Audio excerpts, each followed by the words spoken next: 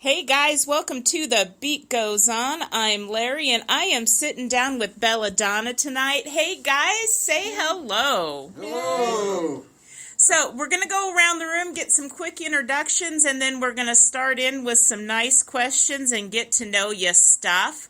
So I'm going to start to my right. Oh, I'm Kim Lord, or your rocker girl. Dave, your guitar player. Randy, the drummer.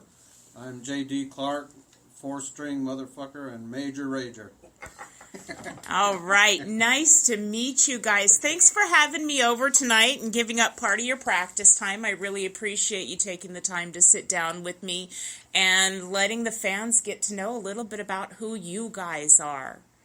So, with that being said, who is Belladonna?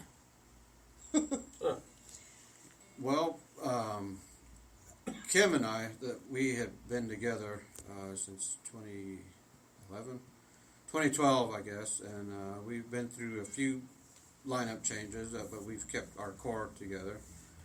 Been through a few name changes. Played all around the valley. We played East Side, West Side. We've been to Prescott, Tucson, Globe. That was a lot of fun. But yeah, we love the scene here. We love the music scene. We're playing with some really great guys now. This is probably the best lineup we've had since we've been together. Nice. Yeah, we've got a lot of stories that we could certainly tell from all of those places that we've been. Write a book. Oh, I promise. We're going to dig some of those out tonight. Oh, well, I promise there's a book in my background. Nice. Waiting to be published. Nice. The good, the bad, the ugly, Oh, yeah. and everything in between. Oh, yeah. Yeah. Awesome. So, where did the name Belladonna come from? Oh, it wasn't me, it was you. It was actually, it was my idea. I thought we were a female-fronted band, so I thought Belladonna would kind of reflect that we are a female-fronted band. It has sort of an edge to it, but still can be a good name to play anywhere. Yeah. But that's how I came up with it. I guess Stevie Nicks had an album called Belladonna. We're not really a Stevie Nicks tribute band or anything, if that's what you think. No, it's Belladonna is number one, a beautiful flower. It's poison. No, it's not. Well, it can be poisonous if taken incorrectly, but it also can heal. Oh, I didn't. They're actually baby teething tablets are made with Belladonna. It can kill you and heal you. Yeah. So it's. I think it's a great name. I love the name. Well, I guess that reflects us. No. It can kill you or heal you. There you go. Well, that certainly says a lot about our boneyard, because we were deciding on whether to be all classic rock or all hard rock and metal, because we love both. Mm-hmm. And so we have Belladonna's Boneyard, which is mostly geared towards all hard rock and metal. So our shows, you're going to see both. You'll get the first 2 hours of Belladonna classic rock and the last 2 hours of us reaching into the Boneyard and playing a lot of hard rock and classic metal also. And we do have 2 separate groups for that to keep it all separated, and it works out good for us. So Nice. So do you combine them on one show where you'll do both? Yeah, we play the first half of Belladonna, and then we go in more classic rock, mainstream stuff, and then about halfway through we start playing harder, heavier rock. After midnight. Yeah. After the kiddies go Yeah. to bed. Yeah.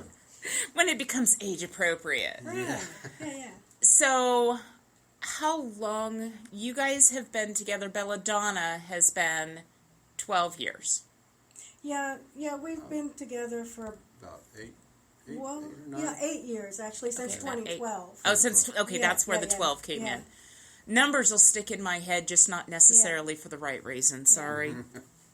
Yeah, we've had different lineup changes and stuff, and our guitar player Dave here, he's been with us for a year. about a year. A little more Just than a a year. little Yeah, maybe a little more than a year. A few months. Yeah, a little over a year. And then Randy, our drummer, he joined us back in November. Yeah, last fall.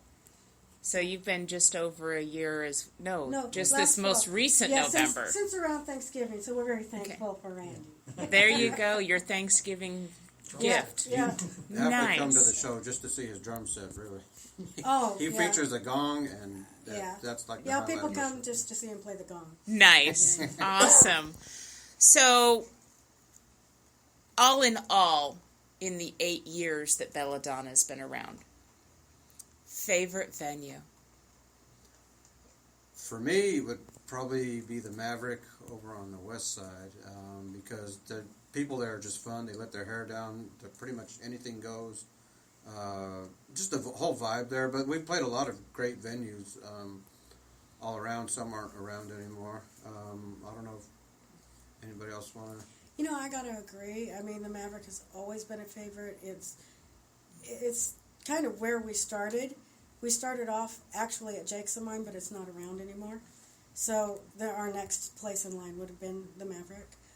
And we've been everywhere, like he said, to Prescott, to Globe, to Tucson, whatever. And I gotta say, some of those trips have been really memorable. Oh gosh, really memorable. Yeah. And we went all the way up to Cottonwood, and we checked into our Actually, a story about a dead body. Yeah, the dead body next door. We checked into our hotel room, and we were looking out the window, and the cops were coming The out coroner. of the... Yeah, they were coming out of the room next to us, and holding they were all holding their mouths. mouths and their faces, and we're like, "What's going on?" And then they wheel out this dead body, and we're like, "Oh my god, we have to Okay, sleep. so we have to sleep in this room tonight." All I could think of was they check in, but they don't check out. Yeah, Nice. Right. What's that? California. Oh my God. You can check out, but you can never leave. So, you guys have been around since 2012. Yeah. Dave, how long have you been around the music scene? I've been playing in the music scene since probably, 86. Yeah. So you've seen a lot of I've people pretty come much- and go. Yeah, I've seen all of it, yeah. That's awesome. And Randy, how long have you been? I'm actually used to live in Tucson, so I started in the music scene down there in the 90s, and I've only been up here for 3 years. And actually, one of the bands I was in Tucson, the lead singer, he moved up here to Phoenix like 12 years ago, and I reconnected with him when I came back up here, and we were playing a tribute band, and it was kind of on hiatus, and that's how I got involved with Belladonna. So are all of you just playing with Belladonna? Yeah. Yeah, That's all I have to say that's unusual. One thing I've learned in this music scene is, for the most part, musicians are in Oh yeah. 2, 3, They're 4 band jumping and all that. bands at a time. Yeah. I don't know I have a how day they job. keep. I don't have time to Yeah. job. I don't know how any of them have Yeah. time. Exactly. Yeah, we all do, and Yeah. you know we're really strict about practicing, and we like to get everything right. So It would take I mean- away, I think, from what we want to bring yeah, to this band if we were like in another band. 'Cause we just want to put 100% focus Yeah. on this project. I mean, occasionally I will sit in with another band if they need a bass player, but that's very far and few between. Yeah, I would do the same thing, but it's just. But it's just as a time. fill-in Right. kind of thing. Well, there's nothing wrong with playing in different bands if you can swing it, you know. But I Yeah. know a lot of players like to do that. Right. I don't know. I have a hard enough time keeping up with my day job and just doing this. Yeah. Yep. Keeping up with the different. No, I've had to start using a calendar, and it makes me nuts. So, coming up from Tucson, what are the major differences you've noticed in their scene versus the scene here? And see, to me, they're all one scene. So, Tucson was, there was like a lot of different varieties of kind of musical scenes going on. It depends on what part of town you were in. A lot of the bands I were in were like cover bands, and we played a lot of probably the bigger venues out around the whole city of Tucson. There's like downtown Tucson scene, which is very kind of indie oriented. So they kind of shun cover bands. So it's kind of hard to break into that scene. But coming up here, it seems it's such a large city compared to Tucson, and I think it's more accepting, especially for doing like a tribute band or a cover band. So we played some really great venues up here, like Joe's Grotto and the Marquee Theater, opening up for big acts. And so it's been fun. I really Yeah, enjoyed it. Losing Joe's Grotto was a hit. Yeah. That was a major hit. A lot of Yeah. the bands are. It was I played sad. there a bunch. Yeah, Yeah. I've been there before. I played there too. Yeah, it's sad. I've got to say that was one of my favorite venues to go Yeah. film bands in, because the big stage, Yeah. that is like the best stage for Yeah. getting I good never video. Yeah. And the lighting was really good. Oh, it was incredible. How about you, Dave? What was your favorite venue to play in? Oh, jeez. Back in the day or now? Take your pick. Back in the day, one of the best bars to play at was probably Blues. Back in the day. Yeah, there have been some changes there. Yeah. Oh, yeah, there's a lot of changes. I played at Boston's. That was a good place to play. A little rowdy, but good. Nothing wrong with a little rowdy. Yeah, nowadays, there's a few of them I really like. I love Uncle Bear's. Yeah, I just yeah. like the you Yeah. know, That's a good. I like to eat, so they got good food. Yeah, That's one of my Good favorites. food is an important thing. Yeah. I like Mavericks. Mavericks is good. Yeah, there's a lot of places around that are pretty decent.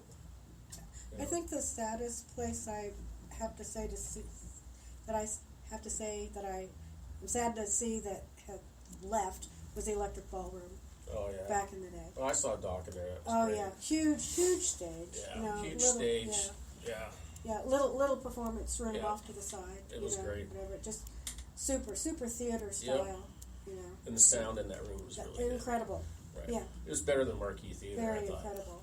I remember. Marquee's nice, but this Yeah. Electric Ballroom was great. I wish some of the local colleges like MCC would open up to having groups play, because I worked for the entertainment department there for a while, booking different acts and things like that there. They weren't bands, but they were different plays and theater acts that were incredible stages, all acoustically, made for Right, putting on a good performances. show. Oh, yeah, and I wish they would open that up to people, because it is a very viable place to have something, to have entertainment there.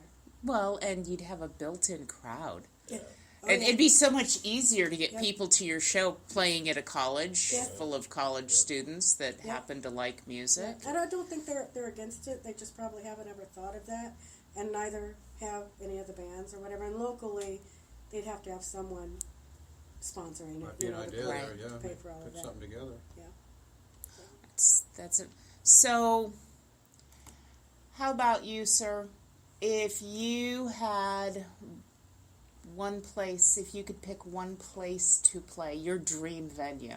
Oh boy. Yeah, I know. I love asking these dream questions. Veterans Sorry. Memorial Coliseum. Well, we played outside of Veterans Memorial. Played at the State Fair. We played outside of it. That was actually cool. That was actually. I would love to play a big place like maybe Madison Square Garden or the Forum in LA. I had somebody tell me they wanted to play at the base of the Grand Canyon. So, if you're gonna dream, you better dream big. Yeah. There'd be good acoustics there. Base of the No Grand Canyon. kidding. Red Rocks, man. Red Rocks. Yeah, I've been there. That's a good You venue. Awesome. couldn't have anybody drink, and then it'd be falling off in the Grand Canyon. Oh, yeah, you win some, They you would lose be some, liable right? for deaths because people would be like falling off. Oh, boy. It's a show. Right, that'd be a real rock show right there. Hey, rock, That's a whole new kind of rock It's a whole show, new though. kind of rock. rock till you drop. Yeah, there you go. See, now we're veering off into the. It's all good. That's a level of sick and twisted we can all appreciate, or at least I do. This is all about me, right? This is about what I appreciate, right? I think it is, sorta. So, what is the goal for Belladonna? I like the direction we do is we try to mix some the more standard material. I hate to say standard, but the material that has been proven, and we'd like to bring in some more current music, and we like to play music that's probably off the beaten path. We play a few songs that maybe that aren't as well known, but they're good and they're effective when we play them. We'd like to be a little bit out of the box. We like to bring a little bit of musicianship to the band too. All these guys that have great chops, and Kim is a first-class singer. Yeah, we always try to pick stuff that's something that's a little bit challenging, and that's not for necessarily the crowd. That's for us, because if we can sink our chops into something difficult and accomplish it and feel good about it, then go out there and nail it. Well, I think that'll translate to the audience. Yeah. If they see that. I can sum this up really good. What we want is whenever someone's out in the crowd and we get ready to play a song, they go, "Oh man, I haven't heard that song in forever. That's awesome." Exactly. Yeah. That's the kind of reaction we want to get. I can tell you that's one of the reasons I follow Stereo Rex, is because I was at a show at Joe's, and I was there to actually film a completely different band, and Stereo Rex came on stage, and they started playing the stuff I listened to in high school. There you go. Great. That's And great I went, when a band can do that. Yeah. Oh my God. And they did it well. And a lot of bands don't play brand new music within the last 10 years, and we like to sprinkle a little bit of that in there, because after a certain amount of time at these venues, the older folks go home and the younger folks come and they stay, and they don't want to listen to the older standard stuff. They want to hear something that they like, that they want to The newer listen to. stuff that they listen And a lot to. of people have come up to us. I mean, not all of our live set is brand new, but some of the songs that we do choose, they've come up to us and said, "Hey, I don't know that song, but I really like it. Thank you for doing that, because if it wasn't for you guys, Well, we wouldn't listen. We wouldn't get to hear They the like music." it's refreshing too that they can hear Yeah. something different. I think the problem maybe in the scene sometimes it can be a little stagnant as far as bands that are just sort of doing the same songs, and it becomes interchangeable. Their set list becomes interchangeable. Right. And so I'd like to bring something a little bit different that, say, hey, I haven't heard the other bands do this song. Yeah. Do you guys we're have... basically doing the side B of the record, a lot of side B songs. And there is nothing wrong with side It'll be a B. great record. Everyone loves the whole record, but side B is the cool songs. They just didn't test well in the market. Right, exactly. Right, yeah. So, with the stuff that you guys are trying to do, how do you pick a new song? And do you have rules on where not to go? I spoke with a band that they had a joking rule that if it was recommended by the drummer, it was an automatic no. No. Damn. Sorry, Randy. Y'all don't have to adopt their rules, but, that was Poor just drummer. one. And, they had another rule that if they heard another band doing it, because they did only covers, if they heard another band doing that as a regular, they wouldn't add it into their set list. Well, there's been a couple of times here at practice where we have just started on a riff of a song, and then somebody else will fall in, and next thing you know, we're playing it. That's what happened with the 25 or 64. And a lot of times we do that, and if we can get behind it and start sounding good, then we'll do it. There's been other songs we've tried like that. I think it's mostly that. Yeah. I'll What say, feels good at the moment. I'll screw around on the guitar and play something, and next thing you know, he's drumming. And we just He's fall playing in. the bass. You know- and then all But of a we do sudden like it's- to play Yeah. harder edge. But bring a harder edge. Classic rock with an edge is what I like to say. Belladonna brings classic rock with an edge. A lot of this too is about just having fun. So we don't put a lot of stressful thought into what song we're going to pick next either. Like they were saying, we'll come in here and we'll just start messing around and playing some songs that we know and throwing them out there and whatever. We'll throw it against the wall. If it sticks, great. We'll go run with it. And you can tell if we're really into it, if we're liking it, and if things are gelling or whatever, because everyone's got a smile on their face, Right. and we're having fun with it. That's going to be a good song for the band. we picked some stuff that I thought, hey, I can nail that because I heard another singer singing it, and I'm like, I can do that better. I can do that. Let's go do it. And they learned it, and I felt horrible afterwards because we did it, and it failed, and I couldn't do it. You know, I'm not perfect. I can't sing everything. So, some of those things happen. And you just live and learn, and you move on from it. Absolutely. Yeah. There is no failure in life. It's a lesson. Yeah. It's Exactly. just one more lesson. Exactly. That's a good good way to look at it. Yeah. So, what are some of your pre-shows? And we'll hit each one of you. Pre-show. What's the word? God, I've lost the word I'm looking for. Ritual? Yeah, pre-show ritual. Thank you. Probably. Words just failed me. Probably tuning up. No, I'm just joking. Come on, Kim. You are sitting here laughing like you have got a story. Oh no, I'm not going to tell that story. Come on, what's one of your pre-show rituals? My pre-show ritual? Oh wow. You have to eat a whole fried chicken. Yeah. No. No, that would be me. Yeah. Wow. I do have a ritual, and a lot of it has to do with warming up and taking supplements, and making sure my sinuses are all clean, and as a singer, it's all singer related. Right. There are a lot of different little tricks and stuff that I've learned along the way that work for me, and they may not work for other people. Right.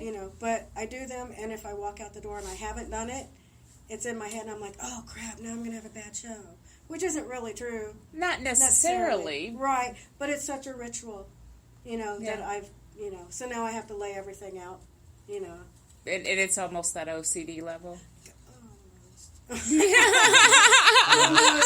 Yeah. You go from the bathroom to the kitchen and then to the front door, and you have to make sure everything is done and taken, and in a certain order. Yeah. I get that. Yeah, eating light. That's my one thing. I hear that a lot from the different musicians. Yeah. Eat light, or I don't eat it all before a show, or Yeah. it just all depends on. Yeah. See, and that's where we differ. I eat super light because I'm a singer. I can't have all that digesting while I'm singing, and he's got to eat heavy. So. I don't sing too much, so I can't. It's okay. Well, she just called you out, JD. No. What else is new? No. What pre-show ritual? I always think back to the Beatles, their early days. I heard John Lennon say in an interview that they had a saying that they would say every now and then, where he would turn around and look at the other guys and say, "Where are we going, guys?" And they'd say, "To the top." And he'd say, "Which top?" "To the very top." And I kind of think of that mentality before I go out. Just think, I'm going to give, I want to give it my best, and just have fun. I think it's all about having fun. The people you're with, the chemistry, and creating an environment where everybody can just have fun, whether it's within the band or in the audience, where they can relate to you and you can relate to them, and just share love of music with everybody, pretty much. Absolutely. I got to see you guys at the show at What the Hell, and you guys did such a great job, and that was Thank you. That was a interesting, diverse crowd. It was a big crowd. It was a huge crowd, and What the Hell has always got crowds like that, I've got to say. So, Randy, pre-show? Well, my pre-show is setting up a large drum set. Spend most of your time setting up your kid. I would like to have time to. I try to loosen up my wrists and my feet a little bit, get ready for the show, stay hydrated, and try to replace electrolytes and everything throughout the show because I sweat a lot. But I always, like JD was saying, I approach a show like always put on the best show possible. I kind of consider it like, what if I died tomorrow kind of thing. Yeah. So I always give it my best, give it my all, because you never know who's in the audience. Right. Even if it's a small audience, there could be somebody there that totally digs you and becomes a fan. And if I'm there, there's videos that are going to go like worldwide. So seriously. So this is a hall. All musicians pay their dues by playing, small venues of usually small crowds, and then it works its way up, and that's how you have to approach it. You have to play to a small crowd just like you would to a large crowd. And I've played in front of thousands of people before, which is an amazing high.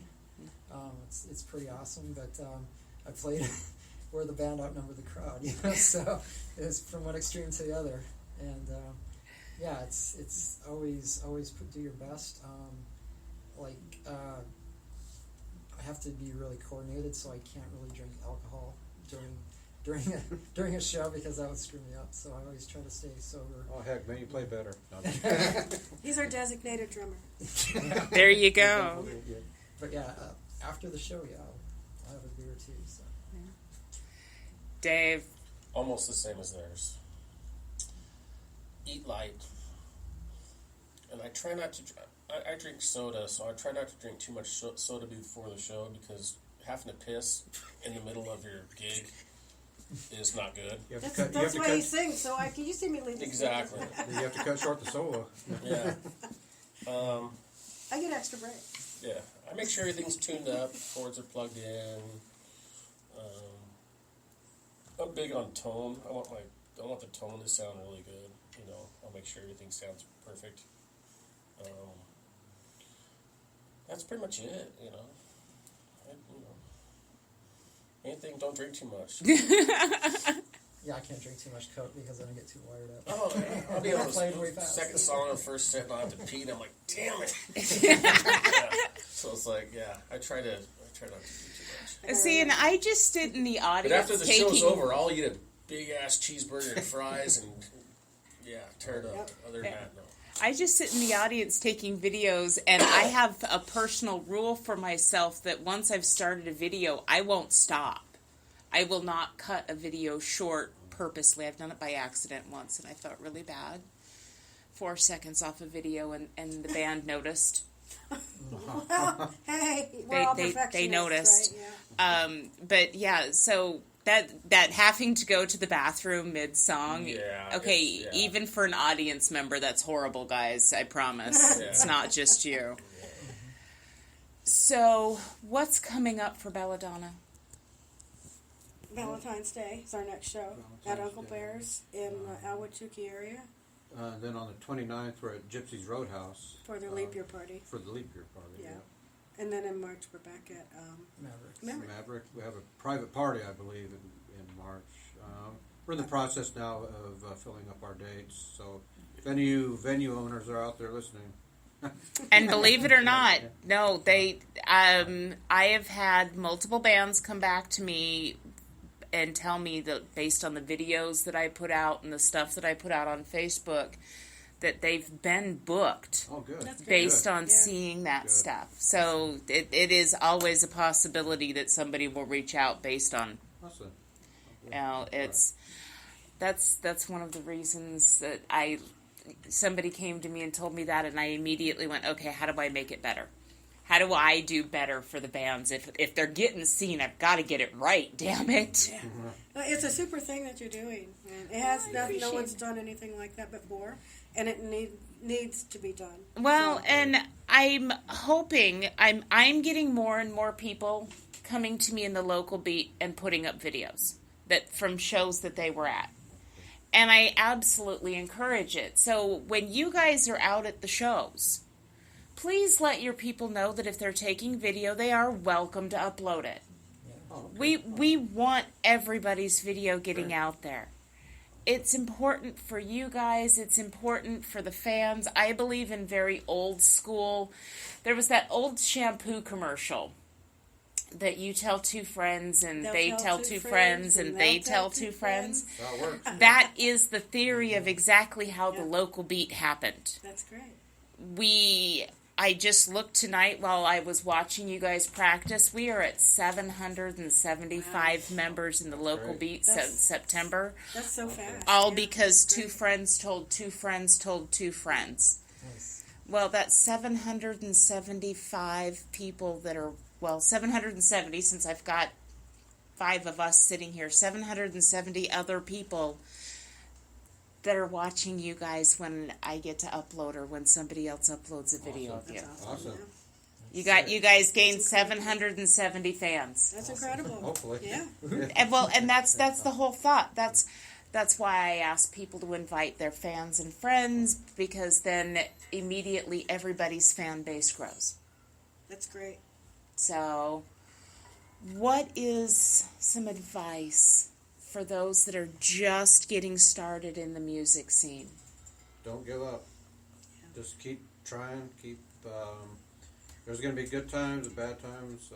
Quote from Led Zeppelin. But I mean, it goes in cycles. There's going to be times where things are going good, and there's going to be times when it just. I've heard a lot of musicians say, local musicians say that they're almost at the end of their rope and they're just burned out. But then they always come back. I think it's just it's in your blood. It's something you love doing, and I've heard that a lot. I've heard that from a lot of musicians that have been in the scene and then walked away for a while and then come back. That break, yeah. they literally had no choice but to come back. They could not stay away from the music. Yeah. And that's kind of an incredible thought to me. I get it. Well, it's either in your blood or it's not. Yeah. Yeah, it just. You know, there's performers and there's lifers. I have to play in front of an audience. Right. I have to be in front of an audience. It's just like, you might as well tell me to quit breathing if I can play music. Right. You know. So. Yeah, it's from the heart. I mean, you have to love it, and I do love it, and that's why I do it, and that's why I've been doing it since I was a kid. Yeah. It's just been a part of me, and that's why I always was kind of like one of the band nerds, in high school. And hung out with that crowd, and it's kind of been that way ever since, which is good, because music is awesome. I love it. Well, I've said it before. I will say it again. I have seen music take a gun out of somebody's mouth. And I absolutely believe in the healing qualities of music. I believe in what it can do. I'm glad personally to see that genres are starting to mix, because without going too political, I believe that if we start seeing that mixture in our music, maybe, just maybe, we'll start seeing a little bit more mixture in our populace, and maybe a little less headbutting in our populace. I think to answer your question, I'd have to say, don't ever let someone tell you that you can't do anything. If you have a dream to be a musician, to be an artist, to do anything, don't let your parents or friends or your boss or anybody tell you that you can't. Find a way to pursue what's in your heart and do it. Absolutely. You won't be happy unless you follow. If you're not happy in your heart, you're just nothing's going to make you happy. Yeah. Not money, not substance abuse, nothing. I mean, the music is just, you got to follow that. And It's actually a peaceful thing if you think about it. It's kind of like, what do you do when you're running on a treadmill? You got earbuds in your ear, and what are you doing? You're listening to music. Absolutely. music I can't even run on a Zen treadmill spot, unless I yeah. got something playing. Yeah. Yeah, music is the thread, I think, that just unites everybody, no matter what country or nationality or anything. Music can just bring everybody together. And like you said, the healing qualities of music. There's been plenty of times in my life when music was just the only thing I had to turn to. And it's always been there and always will be. And I'm lucky to have a great band to play with. It's a great, and this is a great music scene here. The local scene here is great. Yeah. And It's an incredible scene. It's inclusive, so inclusive. Sure, we've got our black sheep. That you're going to find that everywhere, absolutely. But the one thing I've seen about this scene is they give everybody a shot. You get to mess up in this scene. You can mess up and say, "Oops, I'm sorry," and try again. But it's okay if you mess up. It's Yeah. okay. It's still. Every time you go on stage, you're just laying yourself wide open and putting your heart and soul into it. I would say try to keep an open mind, different musical genres. Every band I've been into, I know a lot of the material, but sometimes I get exposed to a new song here and there, and it widens your frontiers. And sometimes I find a cool act just listening, online and say, oh, hey, this is a pretty cool song. Let me check out more of their stuff. And it takes you down another rabbit hole. And it's so fun to explore all that stuff. Yeah, you got to keep it going. You don't want to be replaced by DJs. Live music, that's the way to do it. Yeah. There's a People video. appreciate it more. If you're sitting there actually playing your instrument instead of that means a lot. It's more personal, yeah. There's a video that I actually posted in the local beat, and it was robots playing AC/DC. Yeah, I've seen that. Yeah. And I love it. It sounded phenomenal. On the technical side, it was pretty incredible. But on the heart side, Right. all I could think is, oh my God, the day we lose humanity out of music. Yeah. That's when it's time to give it up. That's going to be a sad day. Yep. I can't fathom. And I mean, there's a lot of stuff people talk about, the auto-tune happening and stuff like that. Okay, that's kind of... You get people that can actually play bass, actually play guitar, actually play drums, actually play keyboards, whatever they're playing, harmonica, accordion, whatever, trumpets, saxophone. Fiber slap. Yeah. Playing real instruments, that's That's Yeah, a that's whole... Rock and roll is not dead. No matter Well- what Gene Simmons says, rock and roll is not dead. Yeah. I grew up with my dad playing an acoustic guitar. Yeah. And sitting on the floor listening to Dad just pick it up and start playing. Yep. That was where my love of music started. One thing Dad always taught us was, doesn't matter what genre of music it is, that is somebody's art. Oh, yeah. Exactly. They've put their heart and Oh, it's soul. it's definitely art. There's no question about that. And they've put their heart and Oh, yeah. soul into it. So whether you like it or not, at least give it the respect and appreciation that somebody put their all into that. Oh, yeah. And hopefully more kids nowadays will appreciate that, playing an instrument. I mean, just with the passing of Neil Peart from Rush, I mean, you start thinking, where are the real musicians going to come from now? Because, like you said, there's so much auto-tune coming in and beat sampling and stuff. Right? But, hopefully there's going to be more kids who will listen to Rush and those great bands. There's a country song that came out, 20 plus years ago now, called Who's Gonna Fill Their Shoes? And that's exactly what that song is about. As we're losing our older musicians who really had to fight and be good. Back then it was different. You had to have. You didn't have the internet. You didn't. There was a lot of things. It was the real deal back then. Yeah. The technology that we do today. Yeah, and what's going to happen when we lose all of our people? Where are we going? Yep. So, I'm an old metalhead and I love Patsy Cline. oh God, Yeah. there's I discovered Janis Joplin, 30 years ago because I didn't really listen to her when I was a kid. I didn't really appreciate her talent until I started digging into her records. right. And it's just amazing. Absolutely. There's so much great history that we have to pull off. Exactly. Yeah. Exactly. So, one of my favorite questions to ask, okay, it's my favorite. Every band I've ever asked it, every musician I've ever asked it has given me a look like they're going to kill me. And I don't care. I'm asking it anyway. If you guys could pick any band to share the stage with. Any band? Any band. Alive or dead. Doesn't matter. Your call. And I know that makes it even harder, but oops. Oh my God. God, that's, Come on, Kim. Who that's who would you share the stage with? See, even Kim's giving me that look like she's going to kill me for that. Oh my I just God. made her life hard. Well, yeah, because I've got like a handful of people here who are tied. Okay, if you had to decide, like right now. who Like would it right be? now? Yeah. Just off the top of your head, who would it be? Who Oh my God. Tiny Tim. you are not going to hurt anybody's feelings. I promise. No, I know, I obviously, but I'm just like, Led Zeppelin. Okay. Damn it. Dave's got to pick a new band. Son of a bitch. Okay. Daughter of one, actually, Okay. but you know. Okay, Deep Purple. Oh. Rainbow. There you go. There you go. Oh.